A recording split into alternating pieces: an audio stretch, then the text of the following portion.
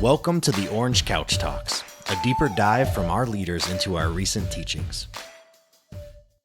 Hey guys, welcome to this episode of the Orange Couch Talk. We are just days away from Easter. Yep. And it's kind of weird because we didn't even do Easter, at least in person, last year. Mm-hmm. Last year we were in the middle of this quarantine and almost every church around us was shut down, and ours as well. We did broadcast, but we weren't able to gather.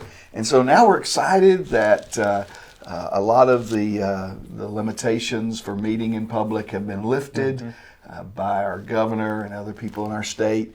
And we're getting to regather for Easter this year. I think, the average person needs to go to 2 services to make up for missing last year. I think that's a good rule. So just as you're watching, we want to encourage you, if you're in the area of any of our churches, to check us out this coming Easter weekend. It's a surprise campus. We have a 3:30 and 5 o'clock service on Saturday, and then a 7:45, 9, and 10:30 service on Sunday.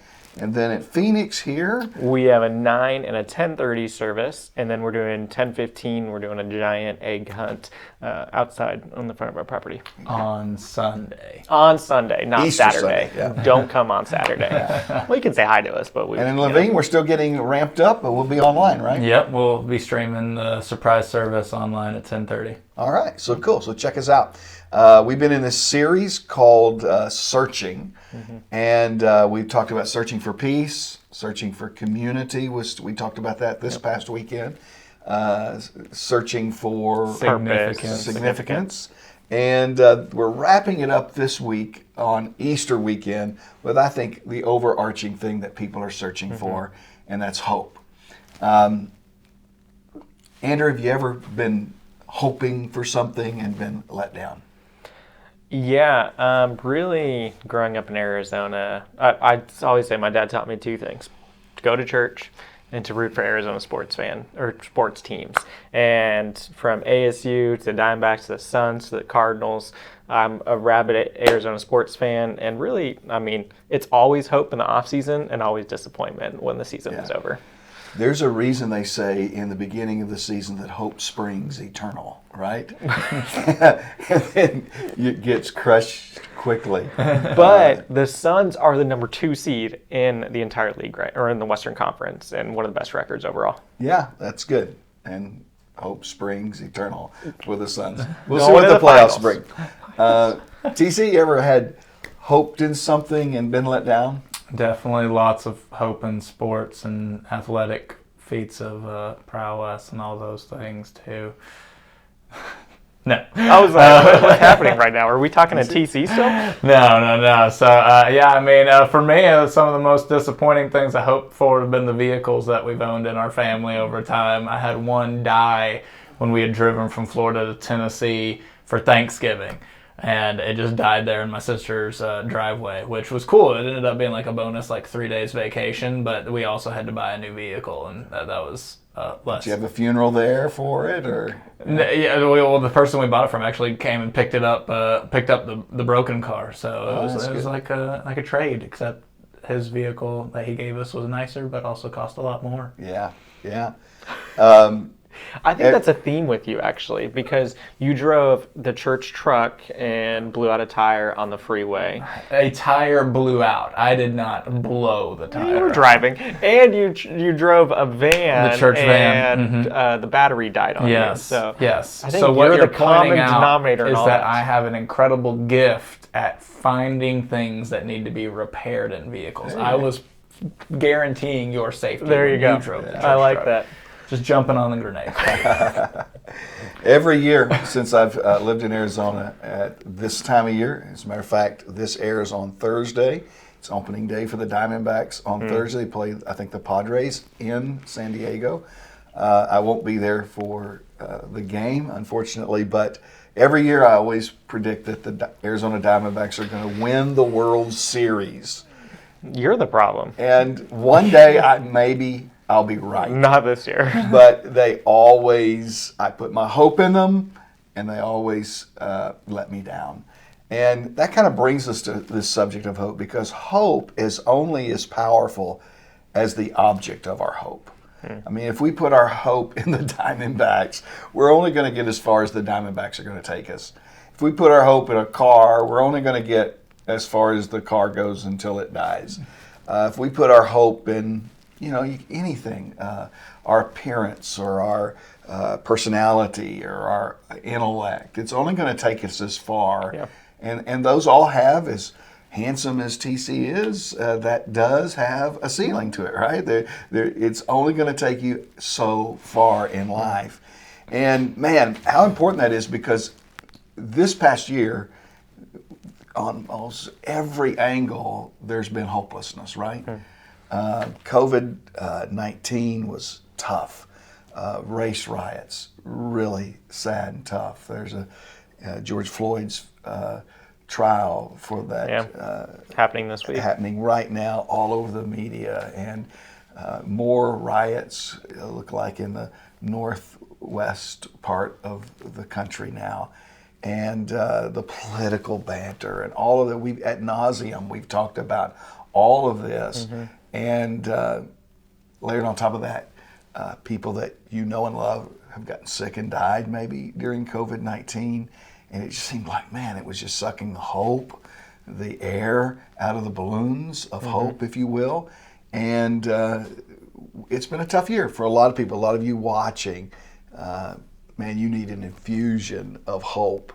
But we're not the first generation that's ever dealt with that, and I think that's important to remember. Think about World War II, people that lived through that, how terrible that must have been. The Spanish flu. You go all the way back to the children of Israel in Egypt and the hopelessness that they had being oppressed there. And there was a thing called the Passover, and God saw them through and took them out of bondage, which kind of fast forwards back to Jesus and the Passover and the Lord's Supper, and everything looked good right up until it didn't, right? Well, and you mentioned quite a few different events, and a lot of those link close to other tragedies that happened shortly after. Sometimes, and I think this is what we could get lost in now, we think things are going to be so much better when COVID ends, or things were going to be so much better after the election ends. And our hope is in this future that once this thing gets here, once I pass this hill, things will be so much better. Going back to Egypt and the Israelites enslaved, they thought once we get out of Egypt, it'll be so much better. Then they got in a desert for 40 years and didn't even get to enter the promised land. They thought once, after World War I, once we get done with this war, it'll be so much better. And just down the road was World War II. And it's like, we think, okay, just because we get past this tragedy, it'll be so much better. But it's like, sometimes those circumstances don't all of a sudden magically fix it. I've had personal experience, like people like, once I get my vaccine, it'll all be good. I know people have gotten their vaccine, sequestered for an entire year, got their vaccine, and then died from something other than COVID. And there's always going to be something out there, right, that's going to attack our sense of hope or lead us down a path of hopelessness. If the object of our hope is our health, or the object of our hope is our intellect, or object of our hope is our finances or current events, because all of those go like... Yeah, just think of how fragile hope can be, how fragile our joy can be if it's reliant on every circumstance of life being good. Yeah. Because when does that ever happen? Even if you get 10 things going good in life, there's some other stuff over here that's got you stressed out. I mean, hope cannot be tied to a lack of conflict, because there's always going to be something going crazy. Yeah. And then you kind of go back to those disciples and followers of Jesus who had given 3 years of their life to following Jesus. They thought he was going to be the earthly Messiah, I think. Even though he taught them differently, they're like, I don't understand what he's saying about death and all of that. We'll figure that out later. We'll figure that out. But he's going to be the king, right? I got the king, and I'm following the king. And all of a sudden, the king gets killed. Crucified on a cross, betrayed by one of his own. And he's in a tomb, and they've sequestered him there. They've, rolled a stone in front of the doorway of the tomb. And you look at the disciples and the followers of Jesus, Mary Magdalene and others, Mary the mother of Jesus even, man, they've lost all hope. everything they had put their faith in, they thought was gone. They thought that Jesus was going to dash their hopes like the Arizona Diamondbacks do mine every year. Yeah. And then there was an event in history that totally changed the whole our whole understanding of hope. And of course, it was The resurrection. the resurrection. And look at how that hope changed those guys. I mean, before Jesus died on the cross, whenever conflict came, they scattered, they were scared, they denied even knowing Jesus. After the resurrection, each of these guys died for what they believed and what they had seen, because they were inspired by the hope of saying, hey, we can believe in something. We can trust in Jesus because we know he delivers what he says. And he literally defeated death.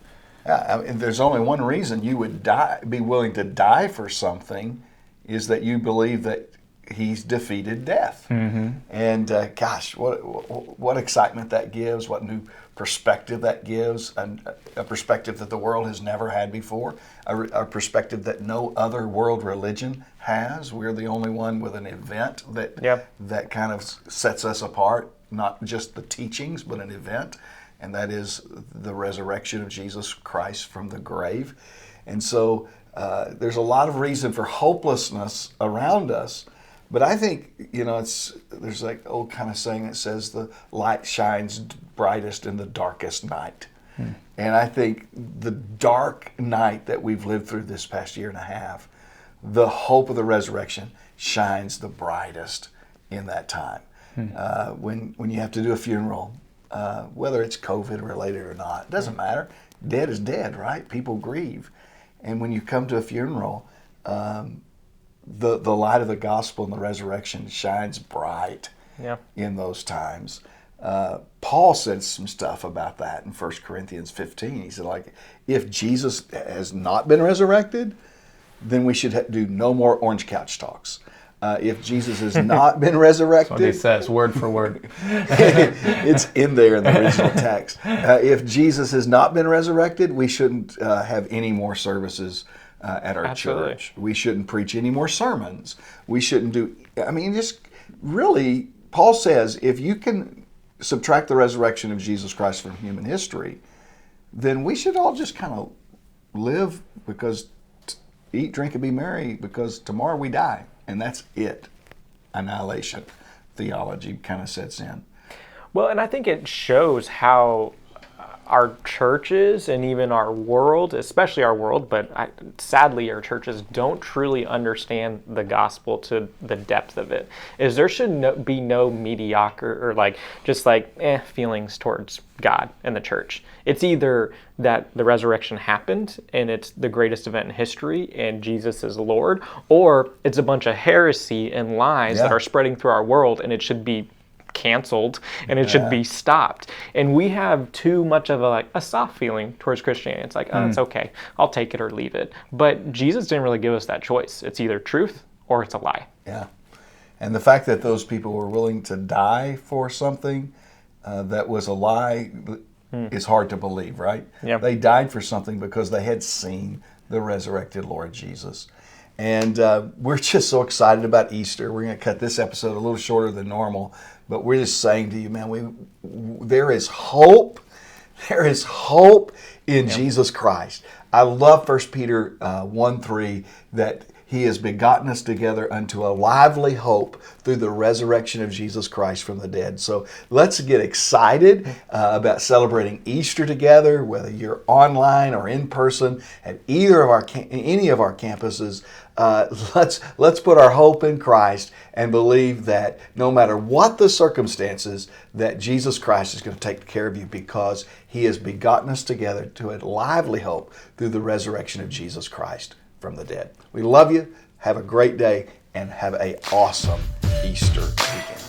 Thanks for tuning in. Make sure to rate, review, and subscribe, and don't forget to go out and make Jesus known.